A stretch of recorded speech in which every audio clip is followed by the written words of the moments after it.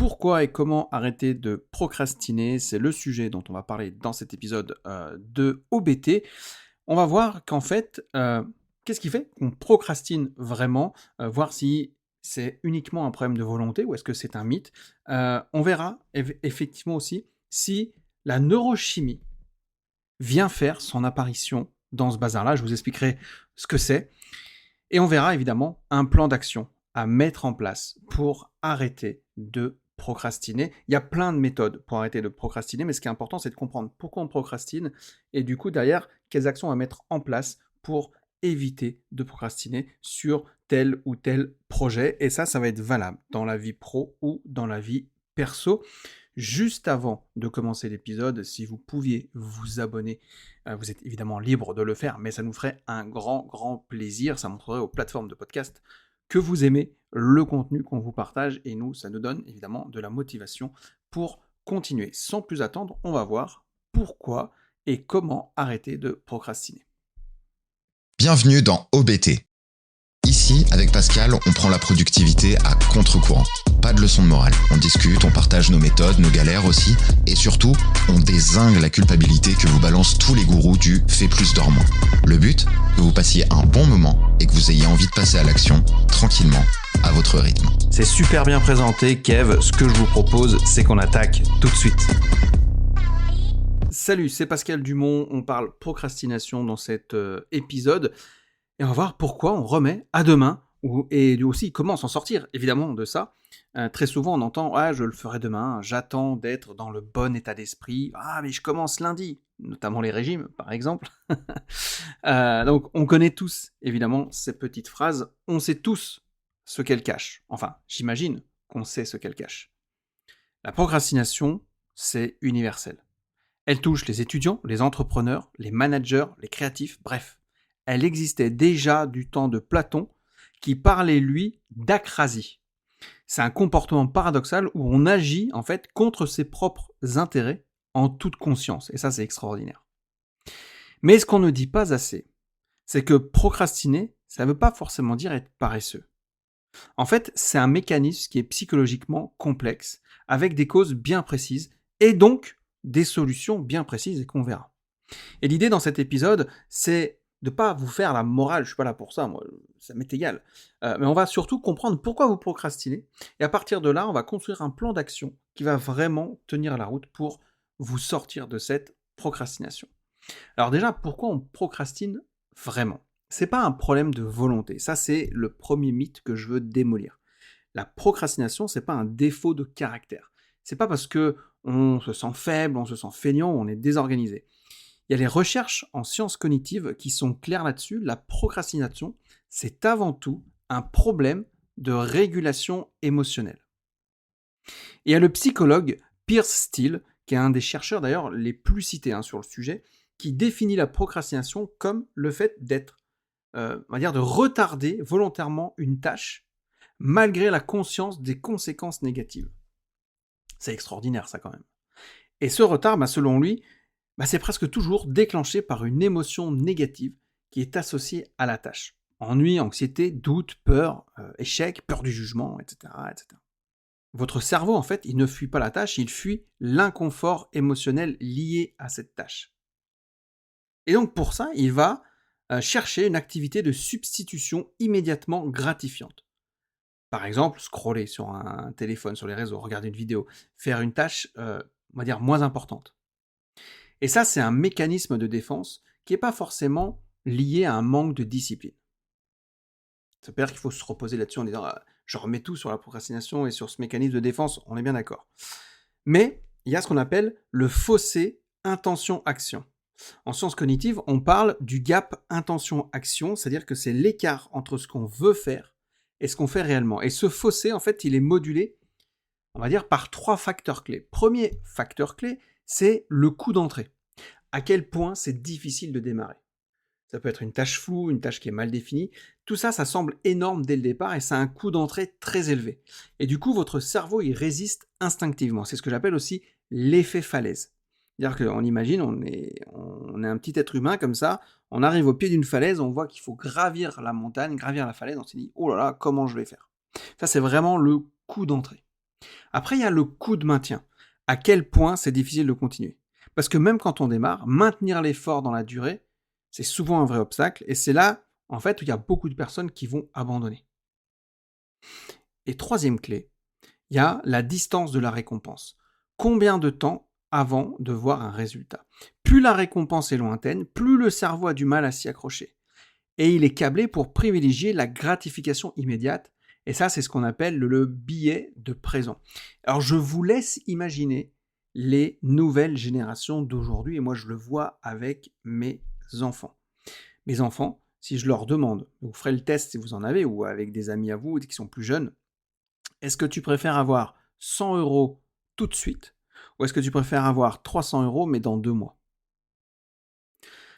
Eh ben, j'ai plus... alors, chez moi, ils vont choisir le 100 euros tout de suite. La majorité des enfants vont choisir les 100 euros tout de suite, ce qui est la gratification immédiate. J'ai plus les stats, il y a une étude qui a été faite là-dessus. Et en fait, il y a une large majorité qui va vraiment choisir la gratification immédiate et qui n'est pas prêt d'attendre de gagner 200 euros de plus, mais parce qu'il faut attendre 2 mois de plus. Et ça, c'est hyper important. Et je vois, j'ai ma fille, par exemple, aujourd'hui, elle passe son code. Donc son code, évidemment, elle ne le passe pas le jour pour le lendemain, en fait. Donc il y a 3, 4, 5, 6 mois, il faut qu'elle s'entraîne pour qu'elle passe son code. Et bien, tant qu'elle n'est pas au pied du mur, elle galère à se mettre à réviser. Et c'était exactement comme moi, quand je passais mon bac, c'était un peu la même chose. Je révisais au dernier moment pour passer le bac. C'est bon, le bac il est en juin, on est en janvier, on a le temps. Ok. Donc voilà. Ça, c'est important à comprendre, la distance de la récompense. Vraiment, ces 3 clés-là, le coût d'entrée, le coût de maintien et la distance de la récompense, fait qu'il y a ce fossé intention-action. Et donc, je vous ai parlé de neurochimie au tout début, la neurochimie du report. Alors, c'est quoi? C'est du côté du cerveau, qu'est-ce qui se passe? Face à une tâche qui est perçue en fait comme désagréable, comme chiante, comme menaçante, on va dire, il y a l'amygdale. Donc l'amygdale, c'est là où il y a tout le traitement de l'émotionnel. Okay, c'est le centre de traitement émotionnel, si on peut dire. Et bien l'amygdale, elle va s'activer, elle va envoyer un signal de menace. Le cortex préfrontal, lui, du coup, c'est là où il y a la raison, il va essayer de raisonner et de maintenir le cap sur l'objectif à long terme. Et le problème, c'est que quand on est sous stress, quand on est fatigué, l'amygdale, elle prend le dessus. Des fois, on est énervé, vous voyez, on est stressé, etc. On va péter son câble beaucoup plus que d'habitude. Là, ça veut dire que l'amygdale, elle a pris le dessus. L'émotion a pris le dessus. Et le cortex préfrontal, du coup, il va s'effacer. Et votre cerveau, il va choisir le chemin le plus court vers le confort. Et ça, c'est la loi du moindre effort cognitif que Daniel Kahneman décrit. Le cerveau humain, il est programmé pour emprunter le chemin le moins coûteux dès qu'il peut. Et donc, la procrastination, dans ce contexte-là, c'est votre cerveau qui optimise pour le court terme au détriment du long terme. Voilà, c'est important de savoir ça. Et vous voyez que c'est pas forcément une idée de flemme ou de motivation. Okay, ça s'explique quand même scientifiquement. Alors maintenant, si procrastiner, c'était parfois utile. Et ça, c'est une nuance que je veux vraiment faire. La procrastination, c'est pas toujours l'ennemi. Les psychologues, ils parlent de désengagement intentionnel. C'est une forme de procrastination stratégique où on va reporter en fait délibérément quelque chose pour réduire son niveau de stress. Par exemple, vous avez une présentation qui va être stressante dans 3 jours. Vous allez prendre la parole devant 200 personnes. Vous allez vous dire consciemment, j'y penserai demain.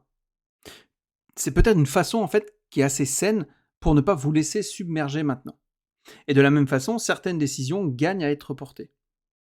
Le délai, en fait, il va permettre de laisser à ton cerveau de travailler en mode ce qu'on appelle diffus et faire du coup des connexions que l'effort conscient n'aurait pas trouvées. Et ça, c'est important. Et c'est vrai que c'est pour ça qu'on dit aussi chaque problème en son temps. On va pas stresser sur des problèmes qui pourraient subvenir. On gère le problème au jour le jour, entre guillemets. Et c'est pour ça que, par exemple, moi, quand je vais faire des formations, ou quand je vais faire des conférences, ou quand je fais des visios ou quoi, et devant des gens, et que je stresse 3 jours avant, tout de suite je me dis, attends, c'est bon, ça là, j'ai prévu de réviser ma présentation tel jour, ça sert à rien que je me stresse. Et ça marche assez bien. Mais la procrastination, ça devient vraiment problématique, en fait, quand elle est subie, quand elle est répétitive et qu'elle génère de la culpabilité. Et là, quand elle est choisie et consciente, en fait, ça peut même être un outil, si vous voulez. Ça, j'en parle dans mon programme de formation qui s'appelle Transversia. On parle au niveau du stress notamment, pour montrer que le stress aussi, ça peut être un bon outil. Euh, Ça peut être quelque chose d'intéressant. Et surtout, ce qui va être intéressant, c'est de conscientiser que là, on procrastine et qu'on reporte, en fait. Vous voyez le truc, la différence? Alors, on a défini en psychologie cognitive, on a identifié en fait plusieurs types de procrastinateurs. Peut-être que vous allez vous reconnaître dans l'un d'eux, je vais rapidement les énoncer, et vous allez aussi mieux comprendre votre mécanisme personnel. Parce que c'est toujours pareil, c'est bien beau de dire je veux arrêter de procrastiner, mais il faut déjà savoir pourquoi on procrastine, et ensuite, qu'est-ce qui fait qu'on procrastine aujourd'hui en fonction de notre profil. Il y a toute la partie du profil perfectionniste. Il va pas commencer parce que le contexte n'est jamais parfait, il attend le bon moment, les bonnes conditions, la bonne inspiration, etc. Donc, en fait, derrière ce qui se passe derrière ce comportement, c'est qu'il y a une peur profonde de produire quelque chose d'insuffisant et donc d'être jugé derrière. Ensuite, il y a l'anxieux. L'anxieux, c'est la tâche, ça va lui générer une telle anxiété anticipatoire, parce que le stress, on l'anticipe, qu'il va éviter, pour ne pas le ressentir, cet inconfort, du coup, il va pas faire la tâche, il va l'éviter. Et plus l'anxiété, elle va grossir, plus il va l'éviter. Et du coup, c'est un cercle vicieux classique, ça. On a identifié aussi le rêveur. Le rêveur, il a des tonnes d'idées, des projets plein la tête. Mais en fait, il passe très peu à l'action. Parce que la phase de réflexion, elle est confortable, l'exécution, beaucoup moins. Et ça, je le vois quand j'accompagne des artistes, notamment. Ils ont des projets de vie sur la sortie d'une BD ou faire des expos, etc. Et en fait, ils ne passent jamais à l'action. Ils sont là, je réfléchis, machin, etc. Et le plus dur, c'est de réussir à les faire passer à l'action. Et il y a le rebelle. Le rebelle, il va procrastiner des tâches, on va dire, qui sont imposées par les autres comme forme de résistance inconsciente. Notamment de résistance à l'autorité ou à la contrainte. Et donc, dès que la tâche vient de lui, là, il va agir. Par contre, dès que c'est quelqu'un d'autre qui lui dit fais ci, fais ça, il va s'énerver un petit peu. Et enfin, il y a le surstimulé. Lui, le mec, il a besoin d'une pression de deadline pour se mettre en mouvement. Sans urgence, en gros, il n'y a pas d'action. Et il croit souvent que ça marche pour lui. Mais du coup, c'est au prix d'un stress chronique élevé. Et on sait très bien que quand on ne fait pas de planification, ça nous bouffe de la charge mentale, ça nous bouffe notre quota de charge mentale. Et c'est hyper, on va dire, important de se connaître si on est surstimulé. Parce qu'on sait que selon les projets qu'il y a et selon les attentes qu'on a de ce projet-là ou que les autres ont de ce projet-là de nous, ça peut être très très compliqué à gérer. Donc, si vous connaissez votre profil, vous aurez déjà en partie une idée de comment arrêter de procrastiner. Alors maintenant, le plan d'action. Comment on peut faire pour arrêter de procrastiner? Premièrement, il va falloir identifier l'émotion derrière la tâche. Avant de chercher une technique, posez-vous juste cette question. Quelle émotion cette tâche déclenche-t-elle en moi? Ennui, anxiété, sentiment d'incompétence, peur du regard des autres, jugement, etc., etc. Quand vous allez nommer l'émotion, ça va déjà réduire son emprise. Donc, et les neurosciences, elles montrent que le simple fait de labelliser, de verbaliser une émotion négative, ça va réduire l'activation de l'amygdale. Ça, c'est important. Deuxièmement, réduisez le coût d'entrée au maximum. La tâche, si elle semble trop grosse, trop floue, trop lointaine, utilisez le fait de découper en fait en sous-tâches. En fait, la méthode des petits pas, si vous voulez. Tellement petite que les tâches, qu'elles deviennent presque ridicules à ne pas faire. C'est bon, ça je peux le faire. Vous allez même peut-être en enchaîner une deuxième. Et ça, c'est hyper important. D'ailleurs, c'est comme ça aussi qu'on fait les to-do list, et j'en parlerai plus tard dans un autre épisode. Donc, c'est important vraiment de réduire le coût d'entrée au maximum. L'objectif, c'est de rendre ce coût d'entrée si faible que votre cerveau, en fait, il ne trouve pas de raison valable de résister. Ok ? Ensuite, troisième chose, vous allez utiliser les intentions d'implémentation. Et ça, je vais m'arrêter dessus, parce que les intentions d'implémentation, c'est un truc de dingue. Et ça, c'est Peter Gollwitzer qui a démontré, en fait, qu'associer une action à un contexte précis multiplie significativement son taux de résiliation. Donc, en gros, la formule est très simple, c'est quand X se produit, je fais Y. Donc, en gros, si je prends un exemple, quand je pose mon café sur le bureau le matin, ça veut dire que j'ouvre mon fichier de rédaction. Quand j'entends mon alarme de 14h, je fais 25 minutes de travail sur mon projet. Ça, moi, je l'ai mis en place, c'est un truc de dingue. À partir du moment où je fais ça, ça veut dire qu'il y a telle tâche qui s'enclenche. Et en fait, ce mécanisme, ça va court-circuiter la négociation intérieure. Et en fait, vous n'avez plus à décider sur le moment parce que la décision, elle est déjà prise. C'est ce qu'on appelle une automatisation comportementale. Et je vous donne un autre exemple. La dernière fois, il y a quelqu'un qui est venu me voir pour un coaching, en consultation. Il me dit, ouais, j'arrive pas, je pense toujours au boulot, etc. Quand je sors du boulot, du bureau, je pense toujours au boulot et je suis jamais 100% avec ma femme et mes enfants. J'ai toujours l'esprit occupé. Je dis, bah, c'est très simple. Ce que tu vas faire, c'est que tu vas mettre une alarme à partir du moment où tu dis, voilà, tel jour, je finis à 17h par exemple. Lui, c'était à 18h, mais je finis à 18h. À cette alarme-là, ça veut dire qu'à partir du moment où il y a l'alarme qui sonne, c'est-à-dire que je coupe ce que je suis en train de faire, et en fait, je me crée une image mentale d'un coffre-fort. Je range tous mes soucis du boulot dans ce coffre-fort, je ferme ma clé. Et quand je pars du bureau, au moment où je ferme la porte de mon bureau, et ça marche aussi si vous avez un bureau chez vous, fermez la porte et vous dites, ça y est, je reviendrai tel jour. Quand je rouvrirai la porte, c'est pour tel jour. Et normalement, quand vous le faites ça régulièrement, ça devient une habitude, et quand vous quittez le bureau, vous êtes 100% ensuite dans l'instant présent, avec vos proches ou avec l'action que vous étiez en train de faire. Ça marche vraiment. Moi, ça a marché sur toutes les personnes que j'ai eues en consultation. Donc, l'intention d'implémentation, en fait, c'est un truc de dingue. Je vous en parle quand même quelques instants. C'est donc Goldwitzer qui a mené cette série d'expériences dans les années 90 pour comprendre en fait pourquoi les gens, ils échouent à concrétiser leurs bonnes intentions, même quand en fait la motivation est réelle. Et en fait, une de ses études les plus connues, c'est qu'il a demandé à des étudiants en vacances de Noël de rédiger un rapport sur la façon dont ils avaient passé le réveillon. Et la contrainte, c'était le remettre dans les 48 heures suivant le 25 décembre. Et donc, il a divisé les participants en deux groupes. Le premier groupe avait simplement l'intention de rédiger le rapport. Il savait qu'il devait le faire et voulait le faire. Le second groupe, il avait en plus formulé une intention d'implémentation, c'est-à-dire qu'il avait précisé quand, où et comment ils allaient s'y mettre. Par exemple, c'était le 26 décembre, avant le petit déjeuner, je m'installe à mon bureau et je rédige le rapport. Le résultat, il est édifiant, je vous assure, c'est incroyable. Il y a 25% du premier groupe qui a réussi à rendre le rapport dans les délais. Donc, c'est-à-dire qu'eux, ils avaient juste le premier groupe une intention de rédiger le rapport. Ils savaient ce qu'ils devaient faire. Ok, voilà. Et il y a 75% du second groupe qui ont rendu dans les délais. Juste avec le simple fait de planifier le contexte précis de l'action. Vous vous rendez compte, ça a triplé le taux de réalisation. Et c'est pour ça qu'aussi, quand je parle des to-do list, je vous dis de mettre des verbes d'action. Et de faire des listes d'actions et pas des listes de tâches. Mais genre, je reviendrai en détail avec ça. Parce qu'en fait, le cerveau, il a du mal à faire le lien entre les deux. Et là, on est vraiment dans ce truc d'implémentation, d'intention d'implémentation. Amusez-vous à le faire, amusez-vous à vous dire, tel jour, je fais ça, et il va se passer ça. Et exactement, vous mettez des marqueurs visuels. Je pose mon café là, à partir du moment où je pose mon café là, je fais ça, etc. etc. Et c'est hyper important. Et en fait, dans Golitzer, ce qu'il a montré, il y a 3 phases. Il y a la phase donc de délibération, en fait, la délibération prédécisionnelle, c'est la phase où on va peser le pour et le contre. Ok, on va évaluer les désirs, les options, la faisabilité, etc. Et c'est ici que la plupart des gens restent bloqués indéfiniment. Il y a la phase 2 qui est la planification préactionnelle. Donc là, vous avez pris la décision et maintenant vous allez le planifier comme si vous voulez passer à l'action, etc. Et c'est ici qu'intervient en fait l'intention d'implémentation. C'est que vous allez définir le contexte.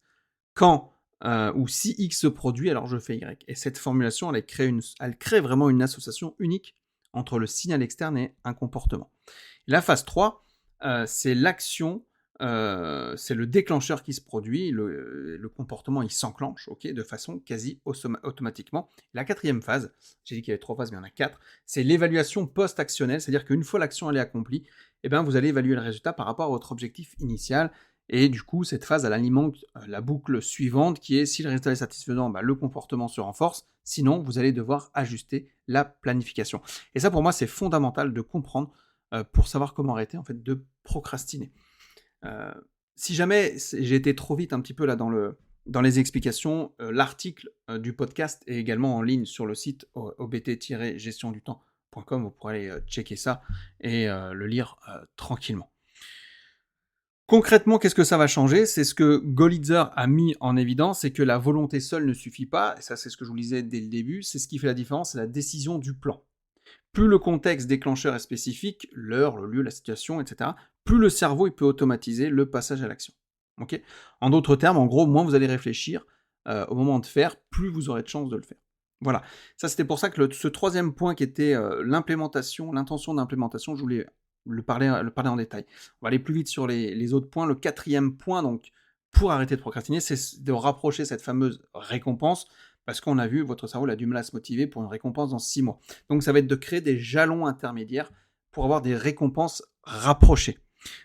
Par exemple, vous pouvez vous dire, à chaque fois que j'ai un travail accompli ou une tâche accomplie, par exemple, j'ai un café, j'ai une promenade, j'ai un épisode de série. Ça fait un peu la carotte, ça fait un peu une motivation externe. Vous pouvez tenter avec les enfants, c'est un peu ça. Bah, tiens, si tu as révisé, si tu as fait 3 sessions de code, eh ben, tu as le droit à ça. Si tu as fait nanana. Ok. Cinquièmement, travailler sur votre voix intérieure. Là, c'est plus une introspection. Quand vous entendez ah, c'est trop dur, je suis pas capable, etc. Là, faut bosser dessus. Recadrez-vous. Et à la place, au lieu de dire je dois faire ça, remplacez par je choisis de faire ça. C'est une nuance de mots, mais ça peut sembler anodin, ça peut sembler un peu qui sert à rien, mais en fait c'est fondamental parce que je dois, ça va créer une résistance. Je choisis, à l'inverse, ça restaure un sentiment de contrôle et d'autonomie. Et ça, ce sont 2 ingrédients clés de la motivation intrinsèque. Donc c'est vous, intrinsèque, c'est avec vous.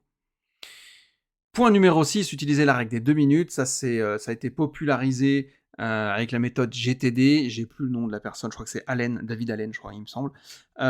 Si une tâche prend moins de 2 minutes, faites-la maintenant, sans réfléchir, sans la noter, sans la remettre à plus tard. Comme ça élimine une micro-procrastination qui encombre l'esprit. Et ça, moi, je vous conseille aussi de le faire dès le matin, ça. C'est un truc que je fais très rapidement. Et 7e, accepter l'imperfection comme condition de départ, parce que pour les profils perfectionnistes notamment, comprendre que commencer imparfaitement vaut infiniment mieux que de ne pas commencer parfaitement. Donc le premier jet sera mauvais, c'est comme ça, c'est normal, c'est même nécessaire. Le cerveau a besoin de matière brute en fait pour derrière affiner, corriger, améliorer, etc. Donc la perfection, c'est pas un point de départ, c'est au mieux une direction. Ça, c'est pas mal ça. Donc pour conclure cet épisode, qui me semble est quand même intéressant là-dessus. Peut-être que j'en parlerai plus en détail dans une discussion ou quoi avec Kevin sur la procrastination, mais la procrastination, c'est pas une fatalité, c'est pas non plus un défaut de personnalité, on est bien d'accord. C'est un mécanisme psychologique qui est compréhensible, qui a des déclencheurs précis et des solutions concrètes qu'on vient de voir. Je vous en ai donné 7. Donc la prochaine fois que vous vous surprenez à remettre quelque chose au lendemain, posez-vous d'abord la bonne question. Quelle émotion est-ce que j'évite en ce moment? Et la réponse à cette question vaut souvent bien mieux que n'importe quelle autre technique de productivité, parce qu'on ne règle pas un problème émotionnel avec un minuteur, bien qu'on a vu qu'on pouvait faire des petites techniques et hacker le cerveau avec les intentions d'implémentation, et vous avez quand même quelques clés ici pour savoir comment arrêter de procrastiner. Évidemment, vous pouvez aller plus loin dans tout ça en découvrant le time blocking, les différents épisodes, le protocole d'urgence aussi contre les imprévus, enfin bref, plein d'épisodes.